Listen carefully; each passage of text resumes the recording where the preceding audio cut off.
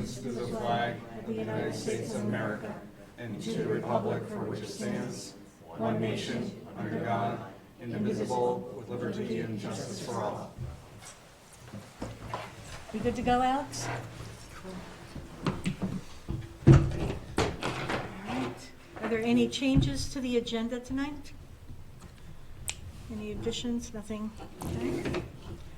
All right, and our student representative is absent tonight, so we won't go to that after public comments. So we have public comments, and we'll put that up on the screen, and we'll keep this for 15 minutes and then have another one at the end. And we'll go for Kathy first if she wants. And do you have a microphone for Kathy, or do you want to take one of ours? Kathy Kozlowski, Ringe. Two things. The first one, and this could be on me, I didn't see this meeting posted on Facebook like they usually are posted. And I think that's something we want to make sure. Usually it happens a couple of times, but I didn't see it once. And the second, and this again is my looking for information, more of an explanation of what I'll call them subcommittees that the board has, what the role is for those committees, and if I'm understanding correctly, that a community member can attend those meetings. And that's it. Thank you. Okay. I'm going to answer you, but let's see if there's anybody else online. Okay. Let me answer Kathy and then kind of watch that, Alex, and if anybody wants to pop in. So we're about to do a board report. We're actually going to be talking a lot more about the subcommittees. Community members are not generally part of the formal board committees. So our policy committee has had the public attend, and especially we've had public attend who are previous board members, and they give input. They're part of the process. They do not make the decisions, but we actually do sometimes have committees where we want the public as a formal partner in that. And so I actually have something coming up that's going to talk more about that. Awesome. Okay? And was that? Oh, and I don't know if it was on Facebook. I don't usually follow it. Usually the towns themselves are the ones that put it up, and I don't. Yeah. Yeah, and you usually get the little square. Right. Yeah. So I don't know, but we can watch for that. Yeah. Thank you. Thank you. All right. Anybody? Great questions. Anybody there, Alex? Okay. All right. So, would you mind terribly? If you want to just open up the slideshow I sent you, or do that, and then yes, and I think we're fine here. I don't know that we have to add it to the agenda. I think we're fine because we're live. So I wanted to have to move board matters to this part of the session because we have a couple of absences. One absence is Judy's not here due to work commitments tonight, but Chris Ratcliffe is not here because he decided to resign the board effective April 8th, and he cited personal reasons for doing so. And I don't think this was unexpected to us. This was a very stressful year, and he wanted to wait until after all the voting and stuff was done, but this was a lot. And so the board is incredibly grateful for the massive amount of work that he's put in over the years, and I think it's 4 years now, and he will be very, very greatly missed. This is a big hole for us. He does a great deal of work.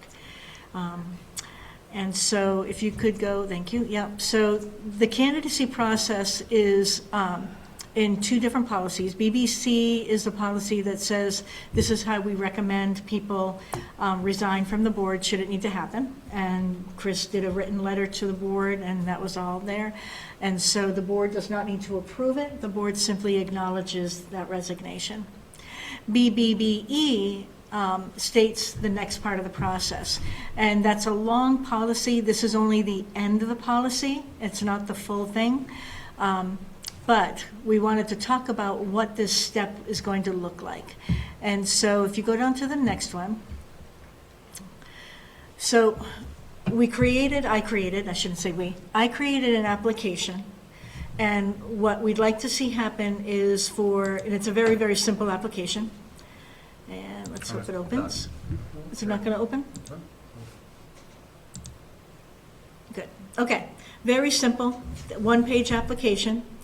And they will, any Ringe resident over 18 who's interested in this position will fill this out. They can email it to Ruben. They can print it off and give it to him. We need name, address, telephone, and email address, and why they're interested in becoming a board member for the following, and the reasons. And at the bottom, I wrote, please review board policy section B, governance and operations, prior to applying.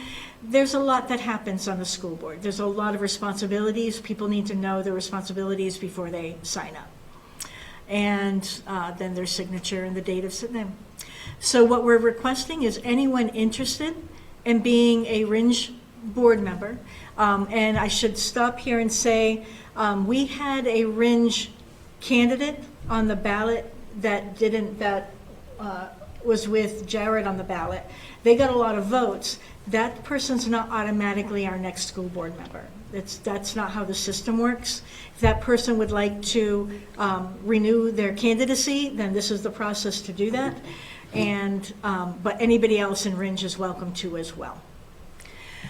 Once the application is with Ruben, and we're hoping this gets done in the next 2 weeks, our goal is to have them in by May 4th, by noon, so that at our May 4th meeting, we can interview the candidates. We would ask the candidates to come here and speak with the whole board and let us ask questions. And at that point, the Ringe board members and Judy, who is our at-large member, meaning she's both Jaffrey and Ringe, would talk about it and appoint a school board member and choose if there's a choice of people. So I hope that that's clear. What we're hoping is that this will go on to the website and Facebook as soon as possible so that people have that 2-week period to apply. And then, and again, it's only open to Ringe residents. And this is not open, I want to just put in, this is a board decision, meaning the Ringe members of the board. It's not a public election.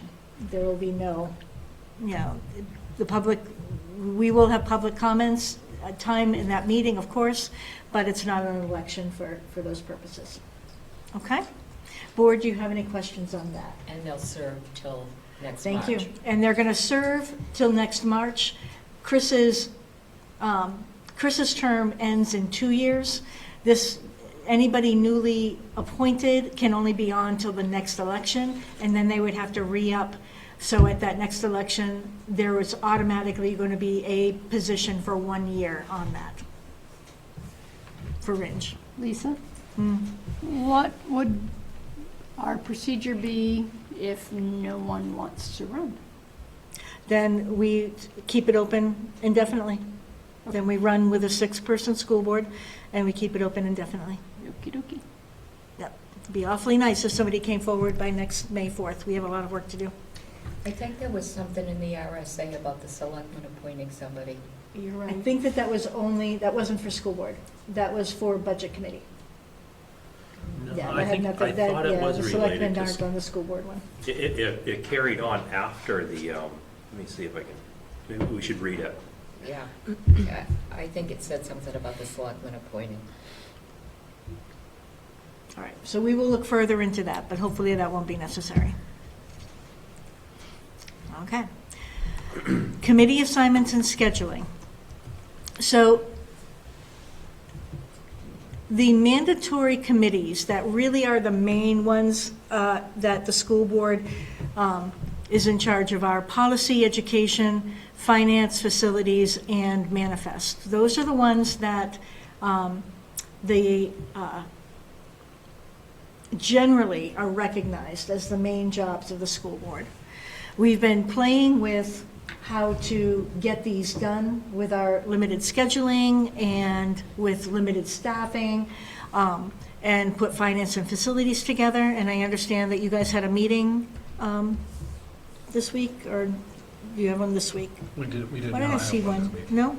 Not yet? No, Okay. I met with Ruben about when Okay. to schedule. All right. So there was a trial education one, and actually I'm going to, if you don't mind, let me put it up on my screen so I'm live on this. All right. So what I wanted to do is talk to you guys about the committees. When we talked about it last meeting, it was kind of crickets. Like, it was very hard for people to commit to times. We have a unique board right now where our daytime commitments are pretty set, and evenings are hard for the administration here to attend. That's out of their time frame. And so this is going to get tricky, but it truly is the main priority of the board is to do our work in committee. So I wanted to talk with you guys about some options with this. Policy does have to meet. It doesn't have to meet every month, but it does have to meet because there's so many regulations that change that the policies have to keep updated on. The finance and facilities is very important, but that's admin heavy. Like, we could sit as a board and stare at our navels and say, oh, we need to change this. We need administration to say what money we have and what the priorities are. The education committee is very important, but generally what we've seen, I think, and I might be speaking out of turn, is that mostly that's the administration explaining different systems in the education, in the pedagogy and how we're doing testing and how we're doing reading and math and writing and stuff. So it's not as much a board action group, it's more of a listening session and an education session for the board, right? The reason I'm going through this is because we have been given action steps. I keep coming back to that word. We have been given a mandate by the public. The mandate that I see that we've been given is to find a way to fund athletics activities and find a way to fund pre-K. And I feel like we can't go back to another year where they're put on the ballot. If we have to find a way to make these happen. And the board has to be active in that. That can't be just one admin saying, I found this money here and I found this money here.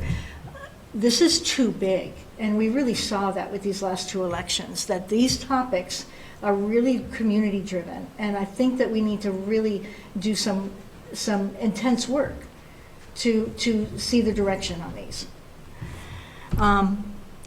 I'm going to come back to this slide in a second and go to the next step slide. Thank you, Ruben. Because I am going to come back because there was a couple of other pieces on that we need to talk about. So here is my thinking. Next steps for the future of preschool and activity programming. So our district went to a default budget 3 times in the last 5 years. New Hampshire State is not looking to increase adequacy aid to our district in the foreseeable future. There is nothing that the state is saying, oh, let's focus on Jaffrey Ridge soon and get them more money. Absolutely not. The community input is do whatever possible to sustain athletics in pre-K.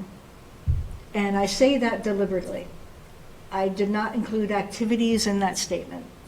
Activities was not included in the public input. Athletics was. Mm-hmm. Our district knows that activities is crucial for attendance and for engagement. They're vital for it. But the community's not seeing that. They want their athletics, they want their pre-K. So that's why I wrote that sentence that way. I'm not saying that this is the best thing. I'm saying this is what we're hearing. They also are adamant, do not raise the tax burden. We also are adamant, do not raise the tax burden. This is very hard for all of us. District input, activities in athletics are crucial to engagement, attendance, and student achievement. And I have I have a personal statement that I want to add to that real quick. I looked at, so if you saw on Facebook, it showed, recently it showed the NHIAA, the New Hampshire Athletic Association.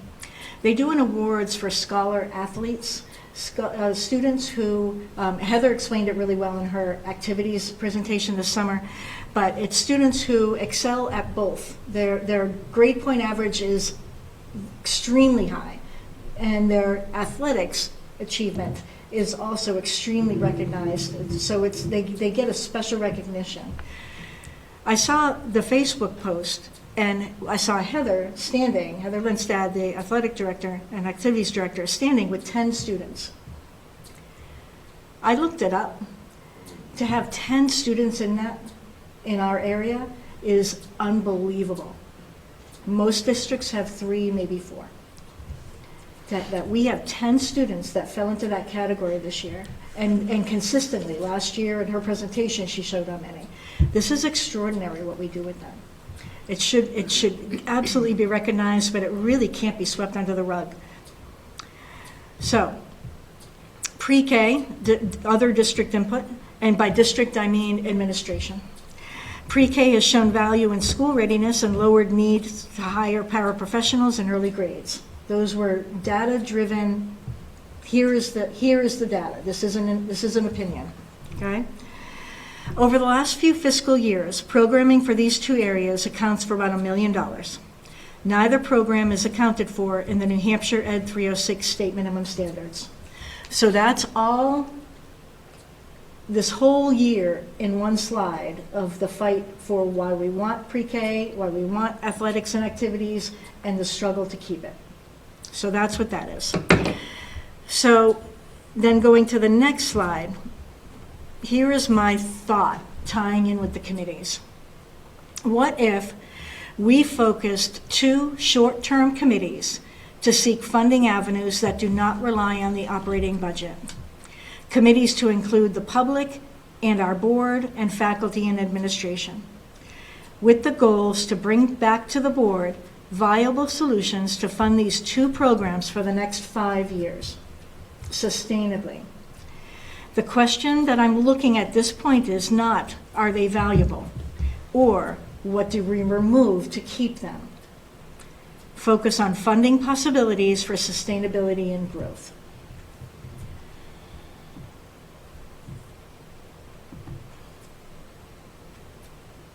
I'm asking the board to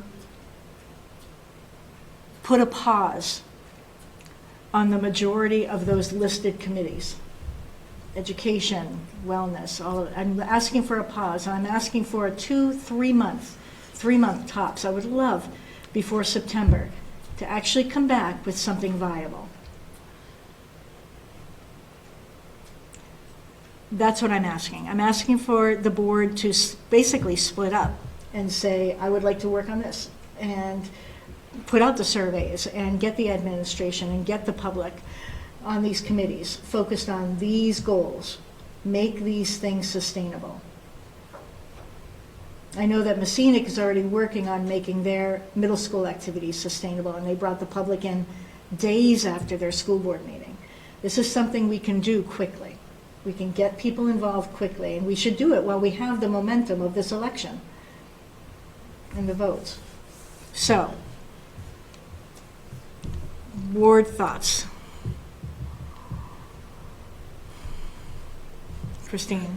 So I understand where you're going with this. And I understand the value and the need.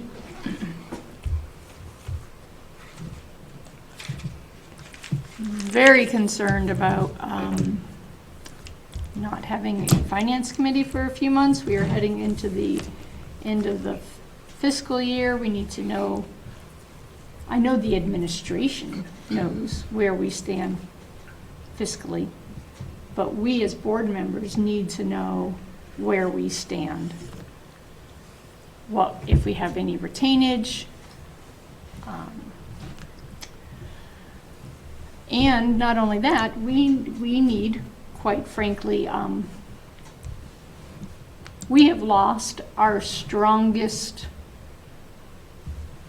budget board members since March, right?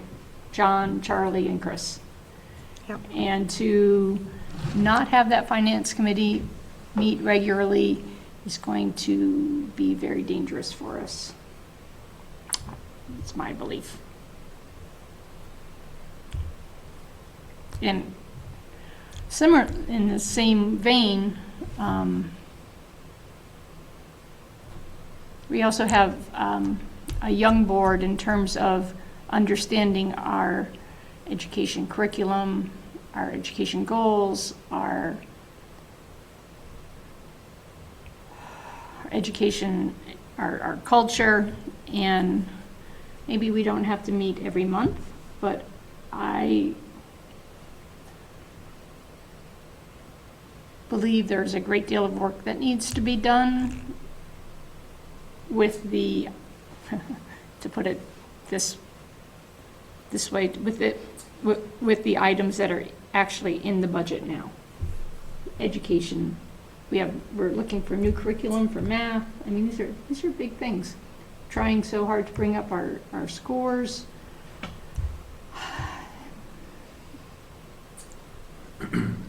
Well, I'm not saying we can't, these are just my concerns. Okay.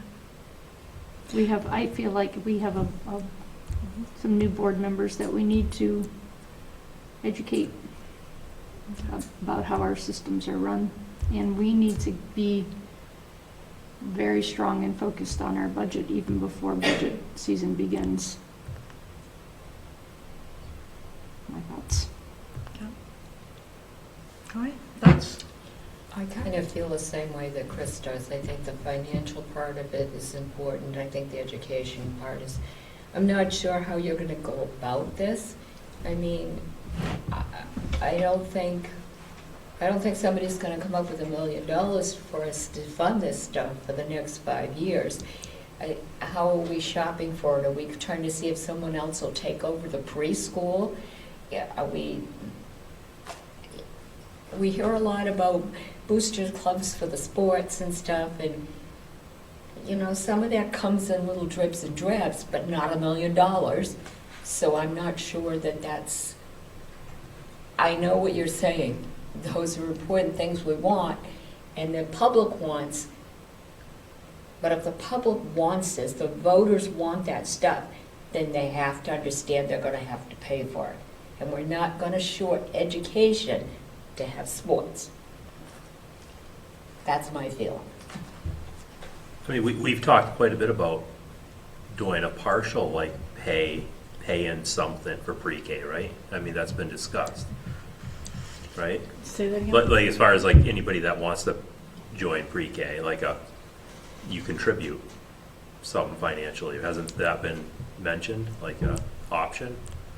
So that, I mean, and as far as the sports go, I think if the whole sports community knows that they have to raise money, I think they will raise the money.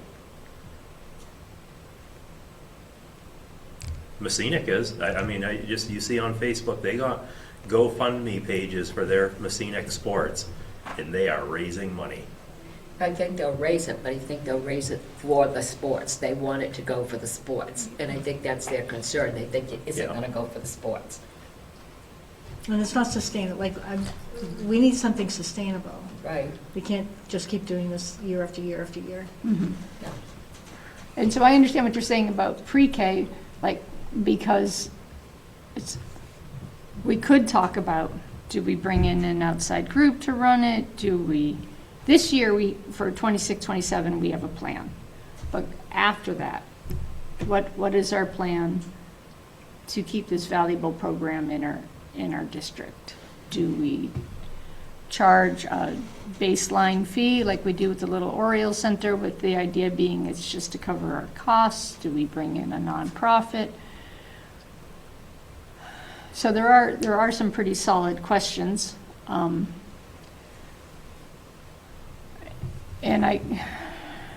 with athletics and activities, I think the question would be, you know, Ally?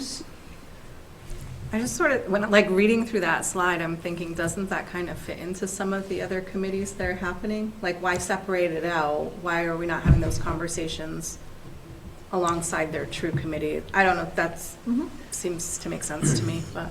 I take it as Lisa would like to see more of us involved than just that committee. I think we've been given a mandate. I think that a vast amount of the public that were speaking to us in the last big meetings we had were pretty disgusted that the board didn't have answers when we were in the same position the year before. So here we are yet again, cutting people because we can't fund what we want. And the board did nothing to look for pay-per-play or donations or paid preschool or outside things. The board did nothing. And they're right. We were really focused on maintaining what we had and how do we work with a $3 million cut. I feel like we can't, as a board, like, what are we here for? Like, what, I don't want to sit here and just okay things that are coming at us. We are meant to do action. We're meant to act for our communities. We've been told, this is how we want you to act. We want you to save sports. We want you to save pre-K. I think that and I agree, Ally, can these happen in finance? Can they happen in education? Absolutely, they can. But back to Kathy's thing, yes, the community is welcome in those, but timings are off and, they're not as intentional as what I'm thinking and not as driven toward a goal as what I'm thinking. That's all. And so, yes, Christine, back to your point about the Finance Committee especially, and education, those were the two areas you thought. I absolutely think that a couple of our coming board meetings have got to focus on educating us and that, especially with yet another brand new person coming in. So we should go back and have another education meeting, where we have multiple admin coming and telling us about where's Wit and Wisdom Now, where's Eureka Math, where's Tell Us Your Programming, give us the acronyms again that we can fight with. And we do need to understand what's happening with the finances. Ruben's going to go into what happened with the school care insurance money and finding that. And funding it, which is a miracle, honestly. But so we do need to understand these things. It's not that I want not to understand them. It's that I feel like we've been given our mission. And it's not throwing everything else out the window, is not what I'm saying. I'm saying, would this board be more effectual if we were directed toward short-term goals like this? Something sustainable. And Sandy, to answer your question, we don't have those answers yet. None of us have been looking. But, oh gosh, what's the place? I did just see an entire athletics program funded by a major company. It was within an hour. This was in Massachusetts, because Massachusetts is dealing with this exact same stuff we are. And it was like Spalding or something is funding their whole athletics program for a long term. But there are companies out there, and we absolutely have millionaires in our towns. We know we do. But do we want to be working on that, or do we want to be looking at something much more, like even more sustainable than a one-time gift? Like, what would make this actually work for us for 5 years? That's. I guess I want to be positive, productive, constructive thinking. And now is the time to do that, not during budget season.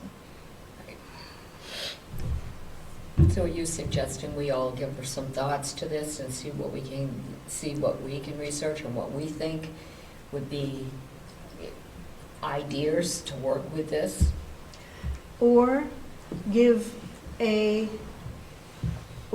say, okay, so let's say that, and I'm not saying this, let's say the three of you wanted to work on pre-K, keeping pre-K. My thought would be that you guys would say, here is when we can meet, publicize it, get the public in, and say, okay, here are the concerns, get the administration who are working most closely with the pre-K right now, and there's a couple that work with it, extensively, get them in, find out, okay, what have you guys already done? What have you already looked at? where are the gaps and how can we help? That kind of thing. And then the same with athletics. There's a lot of people working on athletics right now, like you said, Jared. Yeah, there's a lot of people working behind the scenes right now to make this fundable.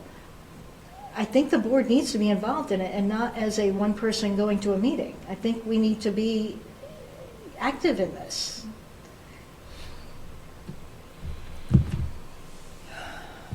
I'd be willing to work on the pre-K, but I feel like I had some preconceived feelings about that. I feel like, I'm gonna date myself, but I remember when there was the Little Red Hen, and I remember when there was Sandbox, these pre-K programs, and parents sent your kids to them, and they paid for it.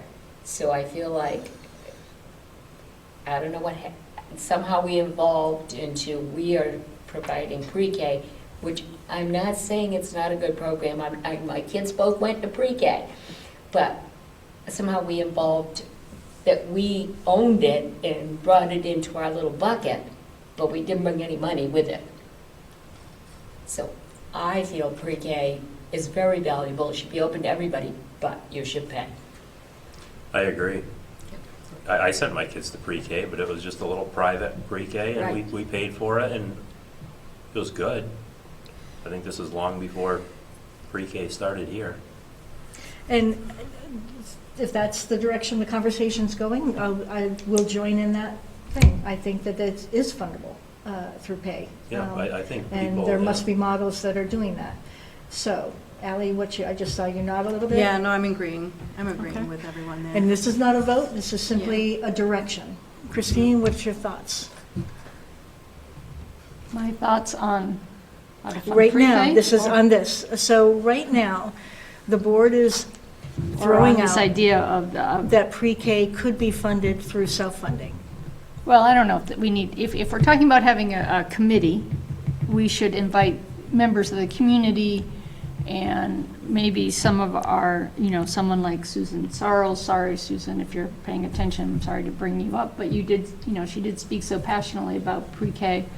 Having her join the committee so that we can hear a variety of voices, including perhaps from some parents who cannot afford to send their children to pre-K, right? Yep. Or, so if we're going to have this discussion, I would prefer to have a wider range of voices, and we can talk, I guess we'll have to talk about how to set up who's on the committee, right? Like, what do we want that makeup to be? Do we want certain number of board members, certain number of staff or admin, and a certain number of community members? I mean, we just want to make sure that we have a balance of experiences and voices.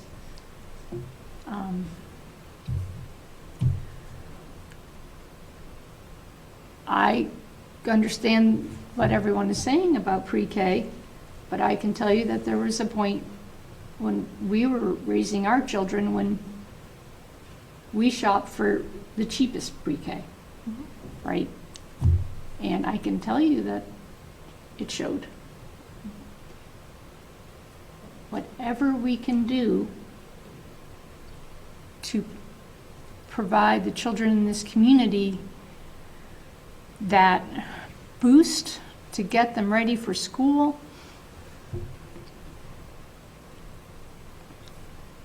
to give them all the benefits of pre-K is important to me.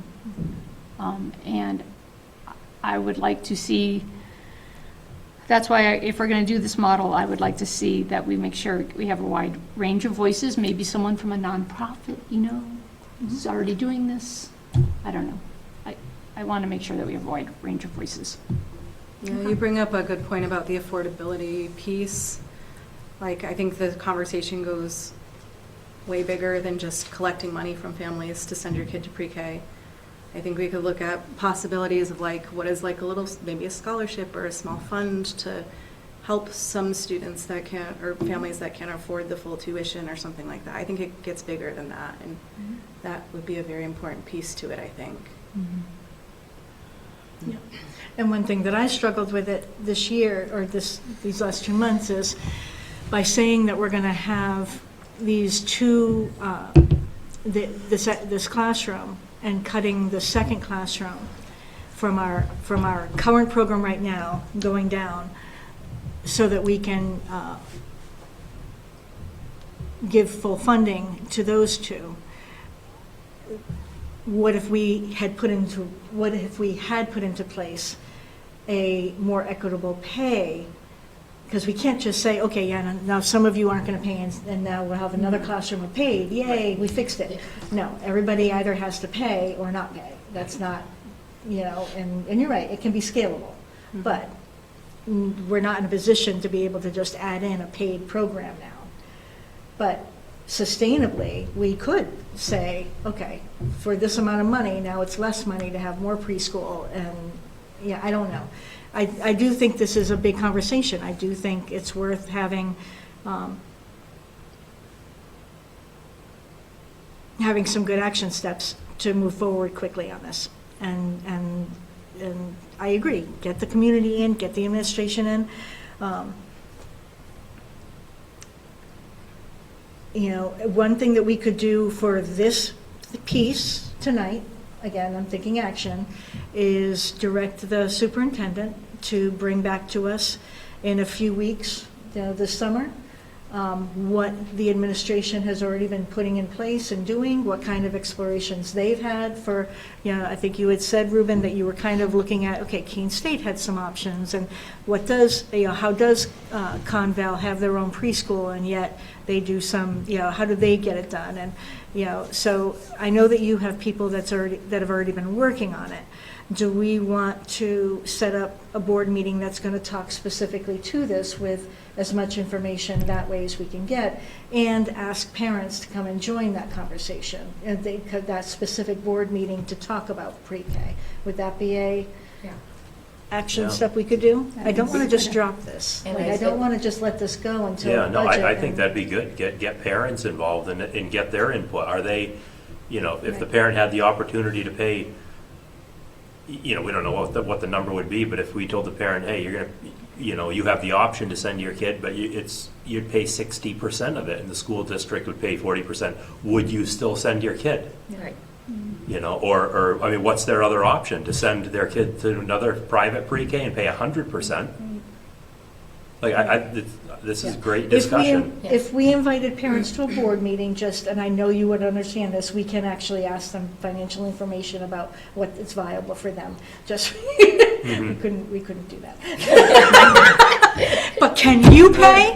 No. All those But who want to pay scenarios 50%, are raise your in hand. general, and maybe it could be a survey that we look Yeah. at that's anonymous, just what's possible here.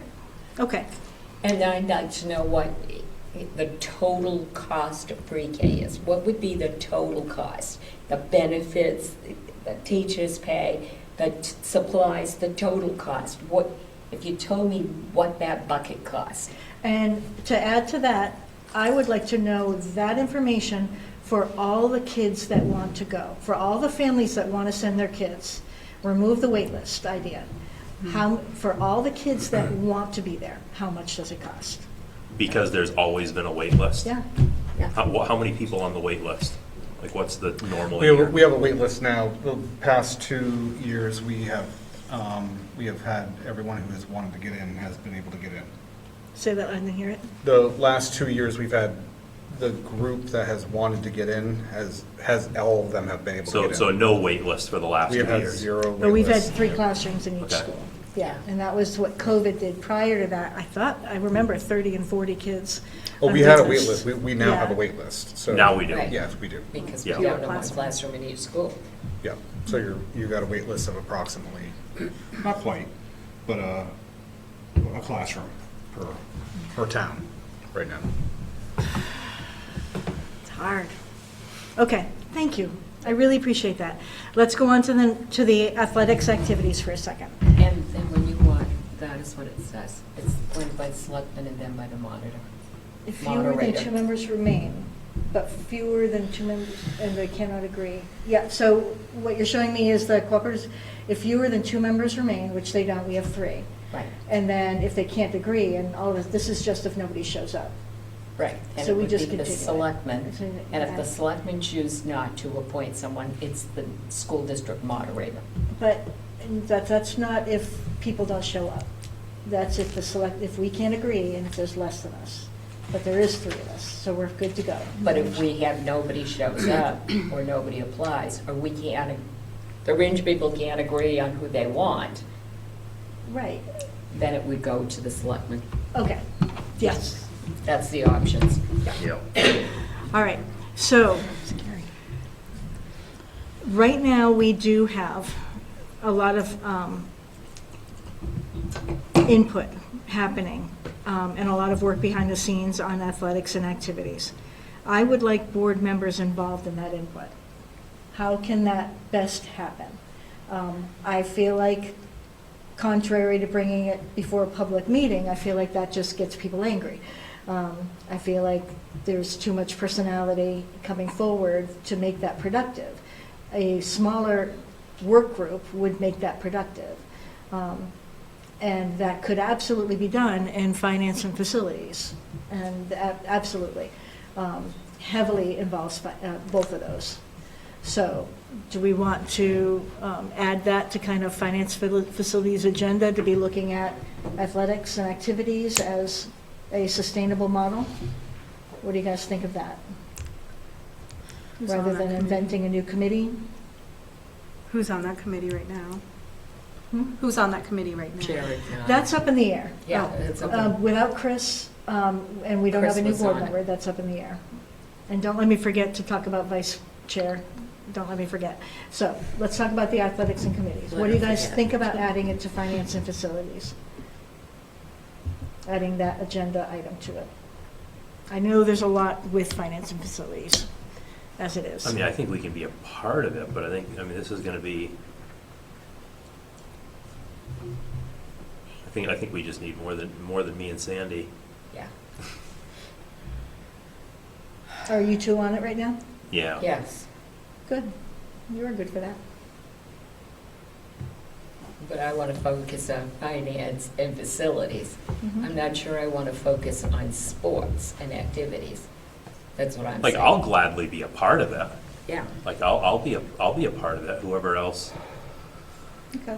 What if for that, we said which board members would like to be a part of that and set up a time to meet with Ruben when they have more solid stuff and make it a community open meeting? Yeah, Have I agree. I think the community is going to want, if this is the route we're taking, the community is going to want to be involved, and there's going to be, maybe we set up a series of, Mhm.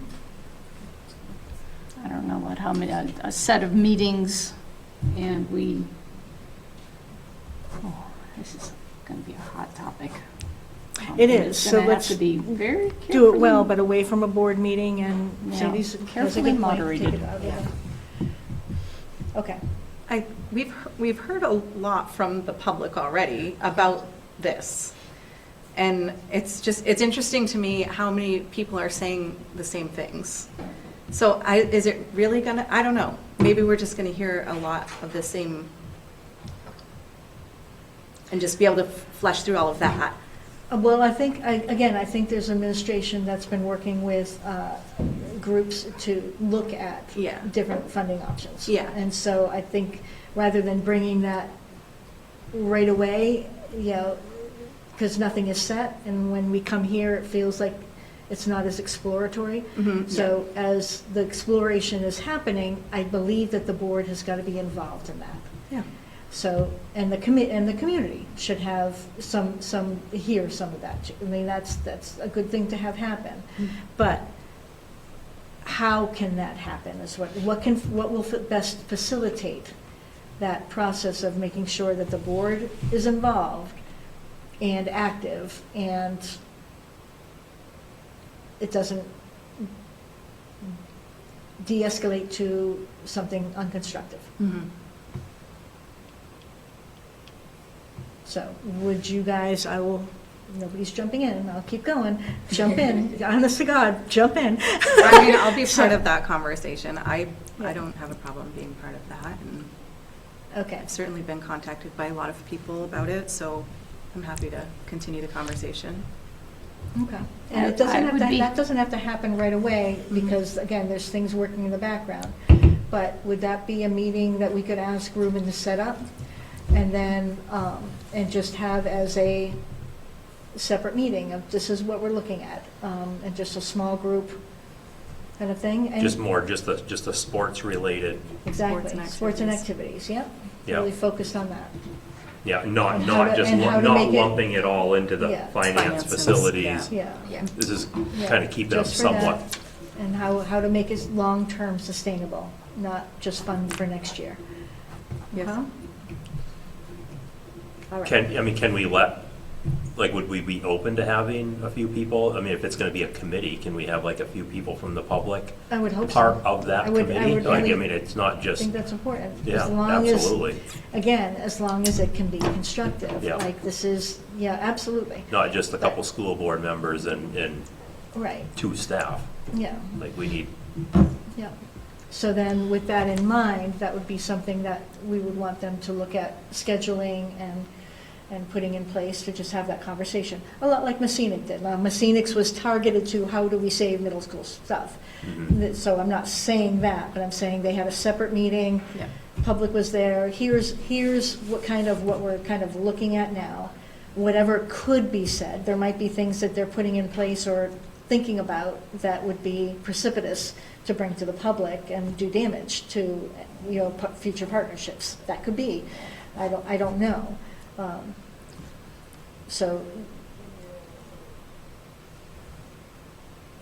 So do we want to direct Ruben to talk with the administration and see if there's a time in the next month or 2 or 3 that this would be a good focused meeting that we can, start some Start- talks. yeah, Yeah. that we can start being a part of?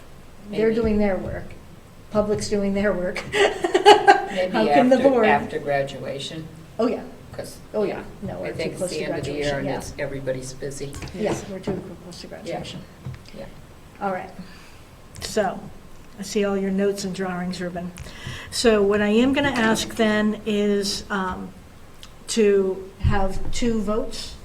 We've won a motion on the pre-K, and what we decided on that was to direct the superintendent to begin looking at options to, in the future, make a sustainable payment model, and is that possible? And put together a time when we can meet with the public to explore that, but also see if other things come up. So set up a meeting, a board meeting, where we can invite the public to talk about pre-K. And that would be a regular board meeting. Okay? Yep. All right, we'll take a motion? I will make that motion, Okay. whatever, all of that you I'll just said. second. Okay, thank you. And so, any further discussion on that? So we're asking for a board meeting that will be focused on pre-K sustainability. Okay? All in I favor, would say like, aye. Aye. if there are, oh, I'm sorry. Sorry, go ahead, Christine. If there are specific people or organizations that we would like to hear from, perhaps we can send them an invitation. Yep. Yep. Or they could give a 2-minute presentation, video presentation or something along Yep. those lines. Yeah, and again, this doesn't have to happen before graduation. That would be a mistake. Let's Mm-hmm. get through early June to do this. It's a lot. Graduation's a lot. There's 24 hours in a day, let's use more of them. Yeah, let's fill 'em up. Okay, all in favor, say aye. Aye. Opposed, abstain, passes 500. And then the second motion that I will ask is that we direct the superintendent to create an informational meeting with administration, board members, public, to discuss sustainability of the athletics and activities program. So we'll take a So motion. moved. Thank you, I'll Sandy. second. And Ally seconded. Any further discussion? All in favor, say aye. Aye. Aye. Passes 500. Thank you guys for that. I wanted to know that we were leaving here today with a plan on these. All right, before I continue on the slideshow, so Chris was our vice chair. We are very busy, and currently our previous vice chair, Christine, really did not want to continue in that role. And our other longest serving is Sandy. And I broached both of them, and Christine never got back to me, and so I'm just going to keep going, and you can say, blah. All right, I approached both of them, and that even though our articles of agreement say a vice chair, I wanted to see if the board would be willing to make co-vice chairs.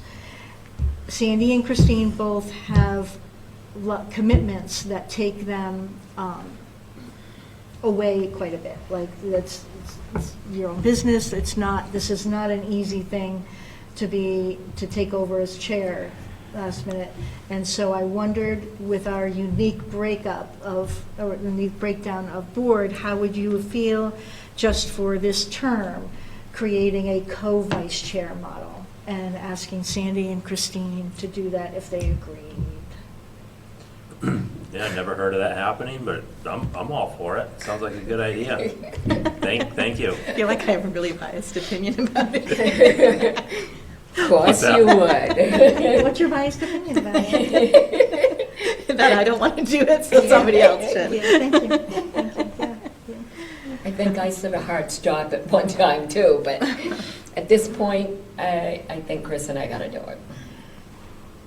I'm in if she's in. Okay, I'm in if thank you're you. in. All right, we'll take a nomination then. Ally or Jared, can you please nominate these two co-chairs? I nominate Christine and Sandy as both to take the co-chair responsibility. Co-vice chair, sorry, I mean, co-vice chairs. yeah, vice chair Vice chair. responsibility. All right, Ally, A second. you second, thank you. All in favor? Aye. Aye. And opposed? And abstain? And thank you. 500. All right, we'll try it. Somebody will come back and say, you can't do that, and then I'll make Ruben vice chair. All right. I appreciate that, guys. Okay, keeping going on my slideshow, this was the second. All right, and so our committees will stay as they were, and we will get more dates in, but we do not have that seventh person yet, so we really can't set them firmly in place right now. And we'll talk, so we'll talk more about committee stuff at another time. That's going to be put on hold. All right, the next one is this one, the board workshop for strategic design. Is that really the next one? Yep, okay. So we have a 10-year-old strategic design plan. It's on the website, and it is time for us to renew that. It is a board responsibility to create board goals and be part of the strategic design process. We are at a very important time in our school district and in state public schools for looking at vision and direction. And so, are you seeing it, Jared? Are you? I sent a PDF that didn't have this slide, which is why you might not. This is on the slideshow link, not on the PDF link that I sent you. And this is all it says. This is the last slide. So, my original thought, because this is what I've seen other school boards do, is to have a Saturday and have a work session where we look at our previous strategic design, decide what kind of surveys we want to send people to start visioning, and decide what our focus is going to be. But then I had the thought, what if we use a regular board meeting a month or every other month, take a regular board meeting and make workshop as the sole agenda item except for public comment and action items that have to get done. So basically our board meetings would probably be about 40 minutes, 45 minutes. And then the rest of the meeting would be a work session. And in this work session, we would take the strategic design piece by piece and say, this was what the goals were for our testing and diagnostics 10 years ago.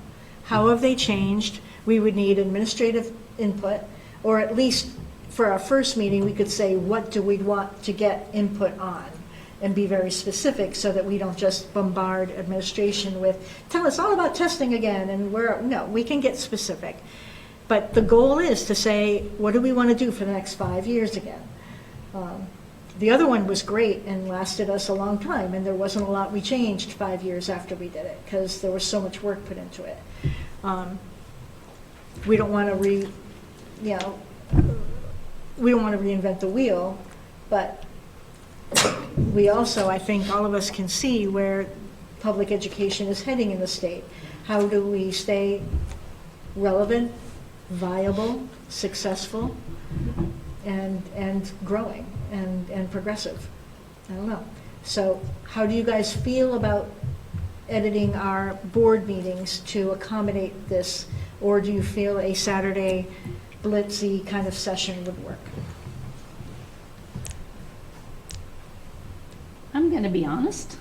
I have never been part of a strategic design plan before. And I did not attend the meetings that happened 10 years ago. I read the plan when it was done.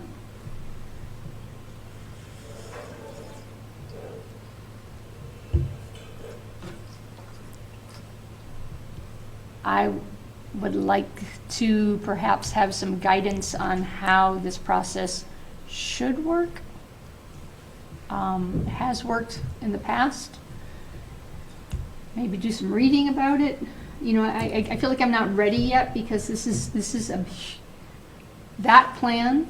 We reference that plan so often, and I want to make certain that we are leaving in place a plan that is as valuable and can really help guide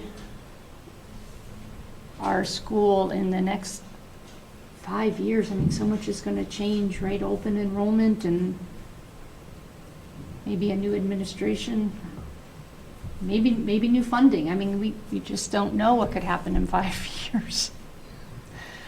So for me personally, I would like to learn more about the process before I sign on to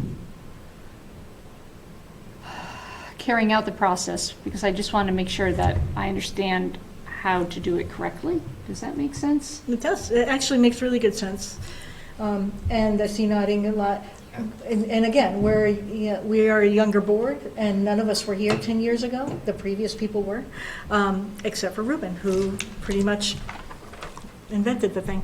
And so what if we asked Ruben to present on the strategic plan, show us what it is now, show us how the process was done then. Maybe the board doesn't want to repeat the same process, but at least we would know this is what it took last time. And this is what was valuable and what they learned from that process. And just have this is how to make a strategic design session. And then go forward and make decisions from there. Does that make good sense? Have that be a presentation coming up soon? Yeah. Because we really need to do this. Like, this is something we've got to really have a good focus on. Does that sound like a good next step? Because I Sure. think you're right, Christine. That's When has it been done, like other in the past? I mean, it sounds like it hasn't been done in a long time. Has it been Yep, a so Saturday, it's on the thing, or website. part of a board meeting? in my time, we've never done a Saturday workshop day. Many other boards, that's an annual thing. Come June, they have a Saturday workshop day, where they to hammer look over the out strategic committee plan. work and goals. They hammer out, board goals is something we should be doing also, and we've never done that in my time. But in our list of things we should be doing, board goals is one of them. So all those Bs of governance don't get read that much because we're so focused on the students and the instruction, discipline and staffing and all that stuff. So we don't look at what the board actually has to do all that much. We really have to. yeah, I think that really has to be a priority, because so much of what we do is outdated now. And so much of where the state is going will just leave us behind. We'll just be trying to catch the stream. Open enrollment's coming, it's gonna change everything. It's gonna look so different after open enrollment happens. And we really don't wanna be, I don't wanna sit in front of the public again and have them say, what the heck did you guys do all year? I don't want to do that again. That was gross. I'm working really hard, and to have that, like, you're right, you know. So, I think does that sound like a good plan? Ask the superintendent? I want to correct something that I said. Okay. I said, hopefully we'll have a new administration. I didn't mean a new school administration. I was thinking about the state and funding. I did not. I didn't even hear that. What a thing to say. Wow. Yeah, well, I mean, this is, I didn't even hear you say it. we are struggling because of our tax structure, and it's not something we can do anything about, and we can't ignore it when we talk about our strategic goals. But I feel like last time it was three work days or 5 work days. Was it 3? The development of the strategic plan, it was 2.5. It was 2.5. 3 days, yeah. And it was facilitated and so forth, but there were a lot of steps that were done in advance. I believe it. Our first communication coordinator we had, Kim, she did a huge marketing campaign to be able to make that happen, put videos out, invited people, made postcards, all that kind of stuff to get that happened. We had about 80 individuals from the community commit to those 3 days. We had it facilitated by B. McGarvey, co-author of one of the, I can't remember, The Inevitable, I think it was a book, about the future of education, future of learning. Wow. Customized learning, which is another word for personalizing learning in a specific way. Yeah. I remember staff, I was working here, and staff were heavily involved in a lot of the pieces of it. It was like a NEASC, honestly. It was very It was big. like a NEASC. It was a It very big process. It was yeah. all inclusive. The purpose of the strategic design is to build your foundation for any longer range planning that you're going to do down the road. So, like, what do we believe? What do we, believe our kids need to know in their curriculum? What do we believe about teaching and learning? What do we believe about how our interaction should be with the community? All of that, and then what do we want to see in the future? If our kids are, that's our mission statement was developed during that time frame. I remember the learner who ended up making this, most significant impact on that. There was a big debate about that, and making sure that the word succeed or the word successful was not part of the mission, because it was like, what does that mean? It means different things to different people. So he, lobbied for the word thrive. He fought hard to get that, and that was what made such a big impact on that, and we've used that to move forward. So it's a document that, we've always gone back to say, does this plan, does this work, does this get us to what we say we want to do? Yep. Or to be. So would you be okay doing a formal presentation at your leisure? Yeah, I think that it's probably smarter to do that presentation before the other 2 items, because I think that those other 2 items are subsets of a much bigger system conversation. Yep. Thank you. Okay. I don't think we need a board vote on that. We'll just ask Ruben to present that to get us started in that process. And then decide when it's going to be later. Yep. Yep. Cool. Later. All right. Any further questions on my presentations things?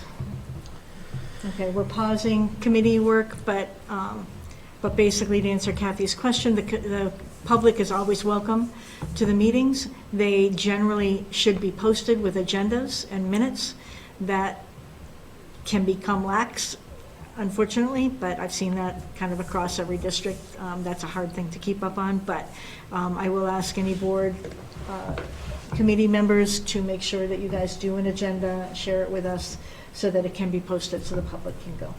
Okay? Even if it's a Zoom, like even if it's an online one, because committees can be online as well. Okay? Cool. All right. Thank you guys for that time. I appreciate that. Are we gonna decide on times right now for the Say it again? committees? Are we gonna decide on the times for the committees? Nope.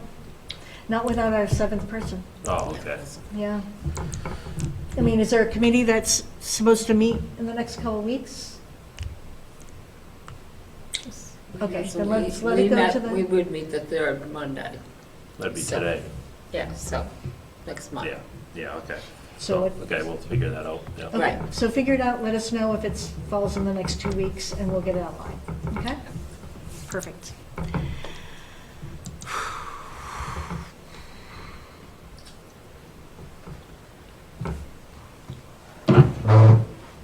Ruben, would you like to do the superintendent's report? Sure. Great.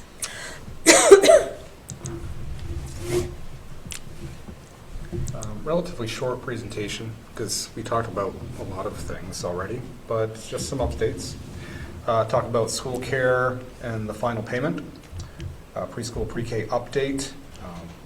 This won't talk about sustainability, but we'll talk about where things are at.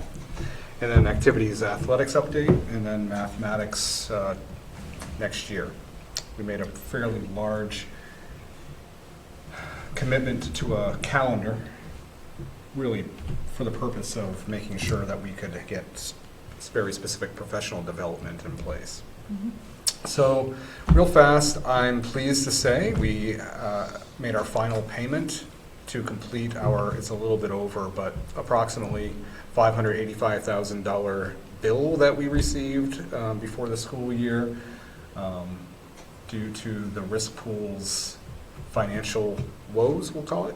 And so schools, 90 schools and communities, I think towns, 10 municipalities across the state were charged with a variety of numbers, some smaller, some larger. It really depended upon the membership. And membership means how many, but also what are the claims. What's the claims history, and that's how they come up with numbers. So every school gets one of these? Everyone who was part of school care Yeah. in the state, there's two basically in the state of New Hampshire, two groups. There's Anthem, Health Trust. which is through Health Trust, and then there's School Care, which deals with Cigna. Yeah. Okay, and so both have had struggles in the past several years, and in different ways. And what ended up happening was a couple years in a row, School Care did not predict accurately the claims. And so they dipped into their reserves and needed to fill those reserves up again in the tune of about $30 million. So this is helping make that Their happen. reserves, And yeah. so we needed to do this by July 15th, and we decided that the best course of action was to be as tight as possible this year and figure out, just watch the numbers and watch the trends and see if we were going to be able to do that. We did benefit from about $140,000 right off the top from surplus from last year, because it really was a last year expense because we got it before this school year, so we were able to use that. So we didn't have to pay the entire $585 this year. But Carrie made that last payment. It does put us at in a bit of a compromised position right now. We have $28,000 of cash flow, which is not a lot. We do. So, it's not the worst. We've been in a more difficult situation, but we do know the trends of when we get reimbursed from grants funds. So whenever and we'll talk about federal funds later on tonight, but when we have federal funds and grants, we pay up front and then get reimbursed. They don't reimburse us if we haven't done everything just right. So there's a lot of paperwork and a lot of behind the scenes, we'll just say paperwork. It's not on paper at all. And then we get that back. So we know we have about 125,000 out there that we should be getting back very soon, which then gets us back into a better cash flow. That's still not a great cash flow. You'd like to have a couple percents of your entire budget there, but we'll be okay. And we've managed before. There was one year, several years back, where we were just under $10,000 of cash flow, and needed to pay, like, we were very close to needing to pay our final pay cycle. So we had to, like, wait for the towns to give us the funds and so forth. So we're not in that position. Thank you. Yes. And I do believe you're going to have a surplus this year that you're going to be able to vote whether to either vote to do something with it. You know, my recommendation would be to start building up the unreserved or the reserve fund again. But because we know that we believe our revenues are coming in pretty well from what we budgeted, we think we're going to get more revenues in certain areas. So there will be some. We won't be able to use that money for anything because it would overexpend our budget, but you'll be able to at least retain it. That's great. Yeah. So. Well done. Thank you. Yeah. Really well done, Carrie. Yeah. She's good. Pre-K. So this message went out to individuals today who applied for the programming. So we have the structure is 1 full day classroom at RMS, 1 full day classroom at JGS. We're going back because we want to even things out. We had moved all of the half-day programs over to RMS. We had all the resources there. It made a lot of sense. But we will be splitting those up back to Jaffrey and back to Ringe. Those programs, those half-day programs, still, you know, if you have some learners coming in at 3 years of age who have some special needs, regardless of whether there's room in, if there's no room, for instance, in Jaffrey for half-day programs and there's room for Ringe, we would still move them over to, or make some movement so that the children with disabilities would have the space that they would need. And then, of course, if you had a large influx, you'd have to build another program, program anyway, because that's a legally mandated part of what we've done. They did do the lottery last week, so we do know who is going to be given information about getting in or not getting in, and what position people will be in the wait list. It's been a little while, so that people may have made plans, and so if, say, 14 people are in a program and 2 families said, we've decided to do something different, then you go to the next 2 in the list. How many on the wait list right now? Jaffrey has about another full class, about 12 on the wait list, and Ringe, I can't remember exactly what they told me. It was, I think, a little bit less than that, maybe 9 or 10.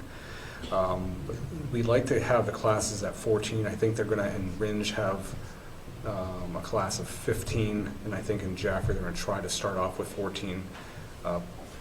After seeing what the makeup of the class is, then they can make some changes and say, well, I think we can take another one. We've had as high as 16 in the past. That's how it started off.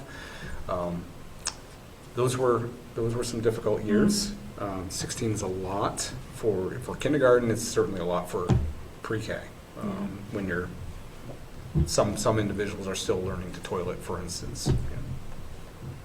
Just Like even her getting all burning those little cats. ones bundled up for winter, Yeah. Yeah. right? Yeah. That takes a long time. A lot of work. So this week, people will be communicated with. 2026-2027 activities update. I sent out a message this past weekend that we'll be offering, just to reiterate, all middle school sports, all varsity sports. We're still working on how JV is going to work, what type of competition elements could be involved there. Would it be more local? Transportation is really the major cost So we're going to have to be creative with how we do transportation. One thing that we could do is if we did have funds, something that Heather has been good about in partnership with Jaffrey was they have the rec van that she rents, and that's like half to a third of the cost of going with our bus company during that time frame. And the requirement is that we would then drive the bus, but you could get, we have people who can do that. And our teams usually aren't super large anyway, so if you have a 12-passenger van or a 15-passenger, I think 12 is what you're allowed to do without a license, a specific type of license, then, that golf, wrestling, swimming, things like that, that's been very helpful. So maximizing that, if we had vans of our own, we could start to do that a lot more and save even more down in the future. So you said we're using the Jaffrey rec van? Mhm. Okay. Yeah. Because I think Ringe has one too, right? Yeah, I think that one's in use a lot more. So, we can't always get it, but Yeah. Heather's been able to rent it quite often. Well, what's the rent on that? I don't have the exact dollar amount. I think it's about 125, and we take care of the gas. But when you pay for, it's like a run. I'll give you a run for if we were going to let's say we're going to an away game and it's going to take 5 hours. It's going to be about $500 per trip. So every away game, you're paying $500 for transportation. Some will be a little bit higher. When I coached tennis here, we played St. Thomas down in Hampton, and we were gone for like 7-8 hours, because the tennis lasts forever, and also it was a long trip. And then if you stop, which we didn't stop, but if you stop, that some places do, some teams do stop and get things at different fast food restaurants or whatever like that, that goes on to the bill. Now, we won't be stopping because we're not going to add that onto the bill. We'll have to find other ways to make sure that, whether it be families or whatever, providing food, snacks, things of that nature, so that we're not taking that time up. But like you mentioned, at some point, it might be worth looking into buying our own. If we had some funds this year, right now I couldn't tell you we could commit to anything like that, but if we come another month from now, if we see where all the purchase orders are stopped, everything's free, we freeze spending in different ways, different levels, and so by the middle of May, we will know pretty much what is left.